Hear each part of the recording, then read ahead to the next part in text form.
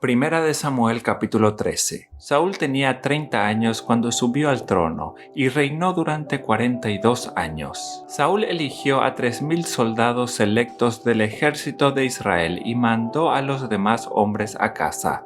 Llevó consigo a 2000 de los hombres escogidos a Micmas y a la zona montañosa de Betel. Los otros 1000 fueron con Jonatán, el hijo de Saúl, a Gibeá en la tierra de Benjamín. Poco tiempo después, Jonatán atacó y derrotó la guarnición de los filisteos en Geba.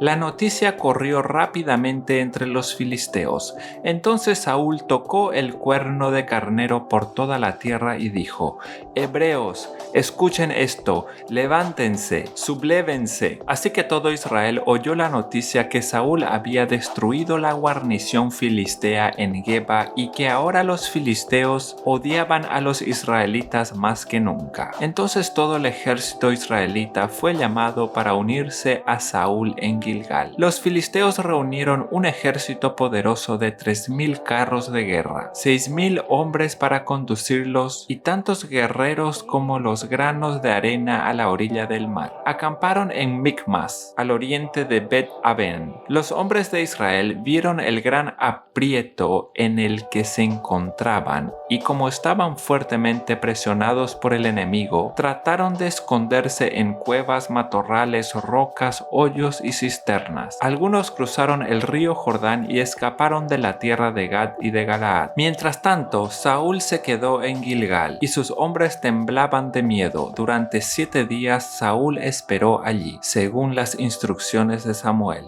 Pero aún así Samuel no llegaba. Saúl se dio cuenta de que sus tropas habían comenzado a desertar, de modo que ordenó: tráiganme la ofrenda quemada y las ofrendas de paz. Y Saúl mismo sacrificó la ofrenda quemada. Precisamente cuando Saúl terminaba de sacrificar la ofrenda quemada, llegó Samuel. Saúl salió a recibirlo, pero Samuel preguntó: ¿qué has hecho? Saúl le contestó: vi que mis hombres me abandonaban y que tú no llegabas cuando prometiste, y que los filisteos ya están en Micmas, listos para la batalla. Así que dije: los filisteos están listos para marchar contra nosotros en Gilgal, y yo ni siquiera he pedido ayuda al Señor. De manera que me vi obligado a ofrecer yo mismo la ofrenda quemada antes de que tú llegaras. ¡Qué tontería!, exclamó Samuel. No obedeciste al mandato que te dio el Señor tu Dios. Si lo hubieras obedecido, el Señor habría establecido tu reinado sobre Israel para siempre. Pero ahora tu reino tiene que terminar porque el Señor ha buscado a un hombre conforme a su propio corazón.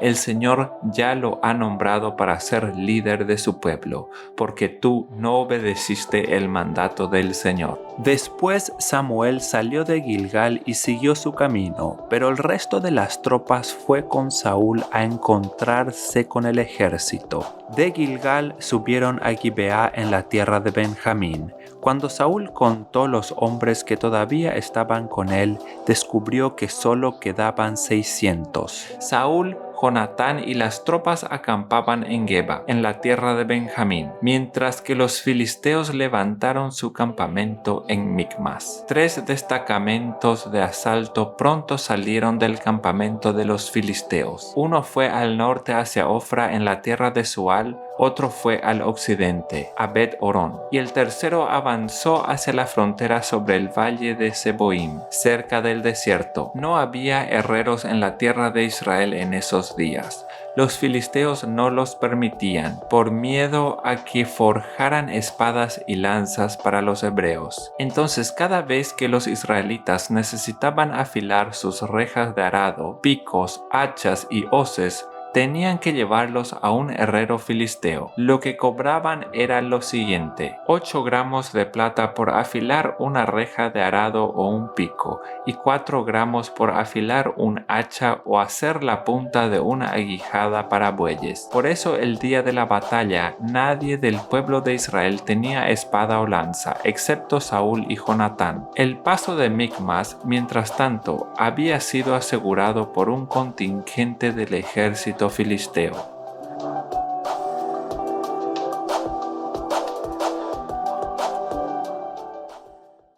Primera de Samuel capítulo 14. Cierto día, Jonatán le dijo a su escudero: «Ven, vamos a donde está la avanzada de los filisteos».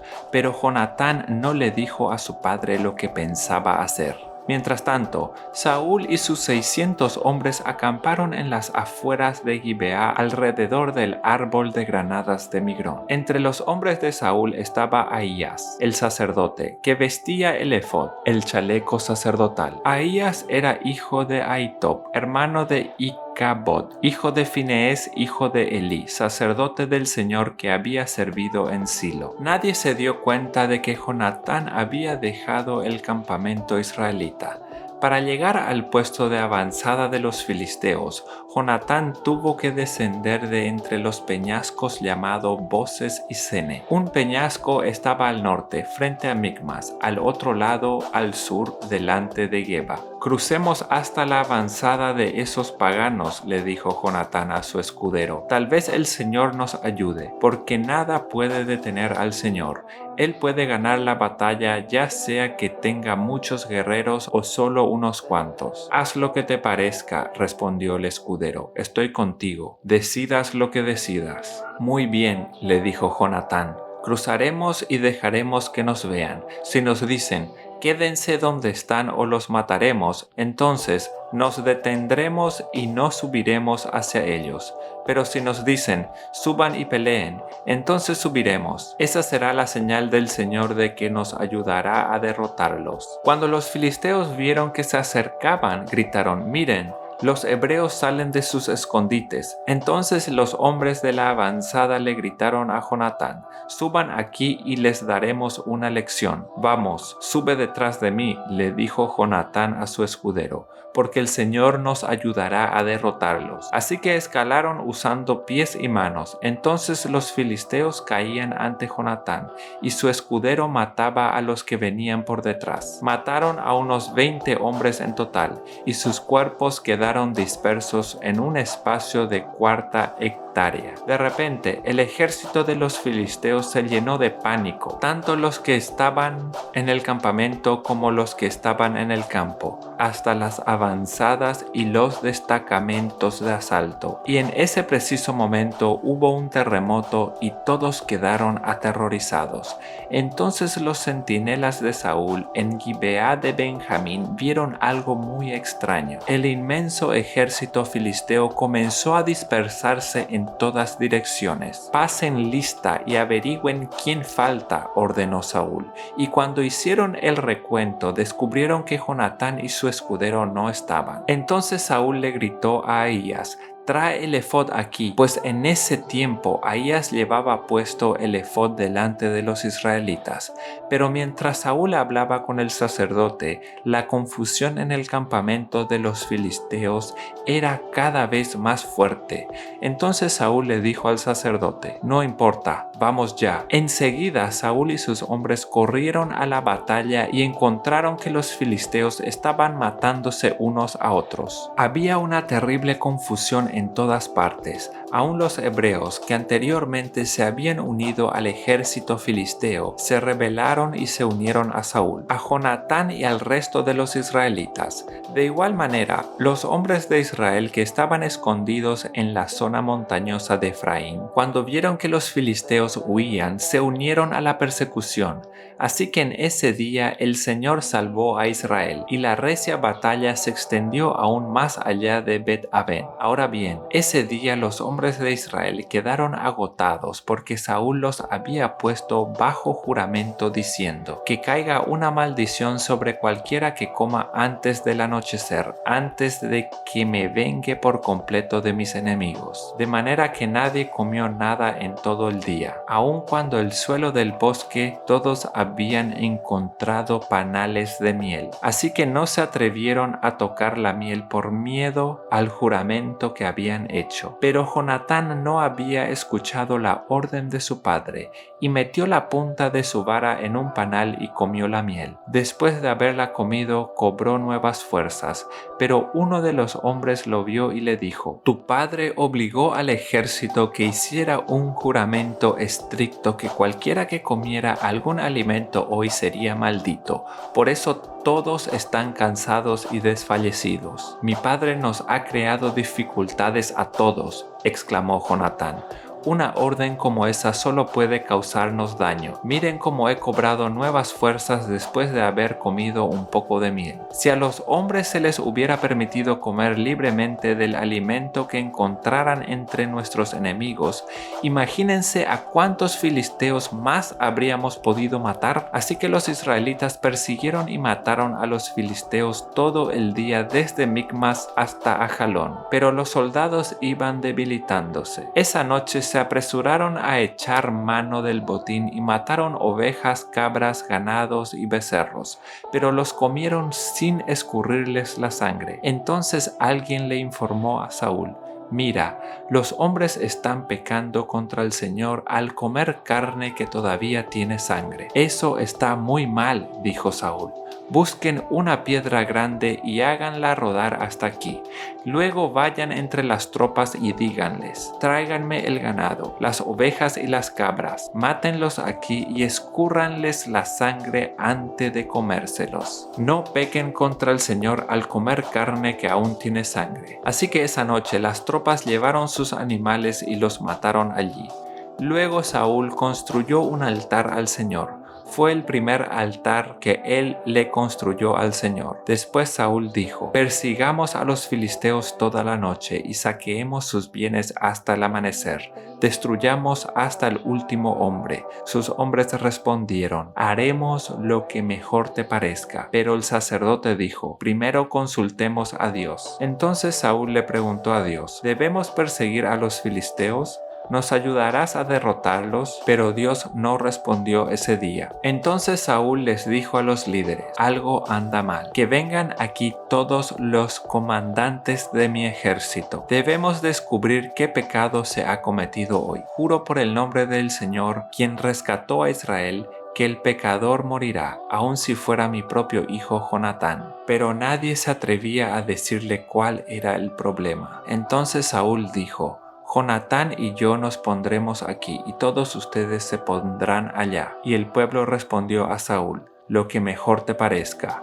Entonces Saúl oró: «Oh Señor, Dios de Israel, por favor, muéstranos quién es el culpable y quién es inocente». Entonces hicieron un sorteo sagrado, y Jonatán y Saúl fueron señalados como los culpables, y los demás declarados inocentes. Después dijo Saúl: «Ahora hagan otro sorteo para señalar si es Jonatán o soy yo». Entonces Jonatán fue indicado como el culpable. «Dime lo que has hecho», le preguntó Saúl a Jonatán. «Probé un poco de miel», admitió Jonatán. «Fue solo un poco en la punta de mi vara».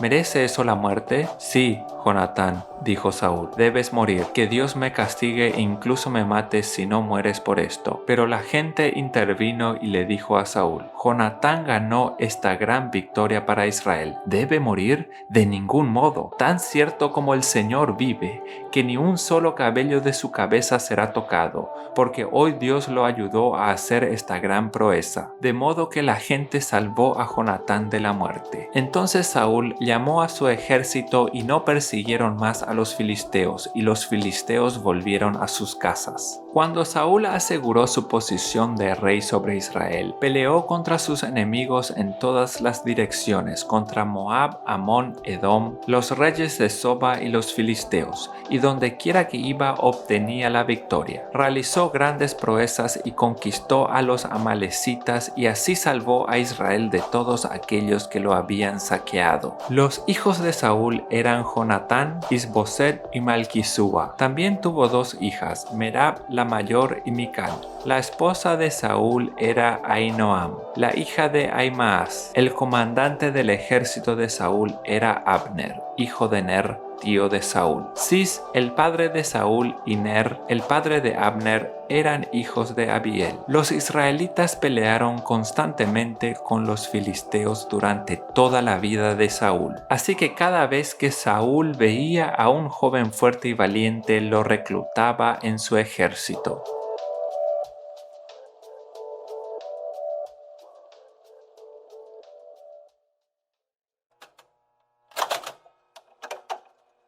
Salmos 128. Qué feliz es el que teme al Señor, todo el que sigue sus caminos. Gozarás del fruto de tu trabajo. Qué feliz y próspero serás. Tu esposa será como una vid fructífera, floreciente en el hogar. Tus hijos serán como vigorosos retoños de olivo alrededor de tu mesa. Esa es la bendición del Señor para los que le temen. Que el Señor te bendiga continuamente desde Sión. Que veas prosperar a Jerusalén durante toda tu vida. Que vivas para disfrutar de tus nietos. Que Israel tenga paz.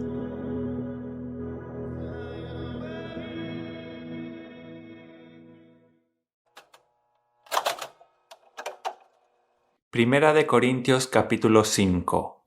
Se ha sabido de un caso de inmoralidad sexual entre ustedes, que ni siquiera los paganos tolerarían. Y es que uno de ustedes tiene como mujer a la esposa de su padre. Ustedes están engreídos. ¿No deberían más bien lamentar lo sucedido y expulsar de entre ustedes al que cometió tal acción? Yo, por mi parte, aunque físicamente no estoy entre ustedes, sí lo estoy en espíritu, y como si hubiera estado presente, he juzgado al que hizo tal cosa. Cuando ustedes se reúnan, y en espíritu yo esté con ustedes, en el nombre de nuestro Señor Jesucristo y con su poder, entreguen a ese hombre a Satanás para que lo destruya, a fin de que su espíritu sea salvado en el día del Señor Jesús. No está bien que ustedes se jacten. ¿No saben que un poco de levadura hace fermentar toda la masa? Límpiense de la vieja levadura, para que sean una nueva masa, sin levadura, como en realidad lo son. Nuestra Pascua, que es Cristo, ya ha sido sacrificada por nosotros. Así que celebremos la fiesta, pero no con la vieja levadura, ni con la levadura de malicia y de maldad, sino con panes sin levadura, de sinceridad y de verdad. Por carta ya les he dicho que no se junten con esos libertinos. Y no me refiero a que se aparten del todo de los libertinos mundanos, o de los ávaros, o de los ladrones, o de los idólatras, pues en ese caso tendrían que salirse de este mundo. Más bien le escribí que no se junten con los que se dicen hermanos pero son libertinos, ávaros, idólatras, insolentes, borrachos y ladrones. Con esa gente ni siquiera coman juntos.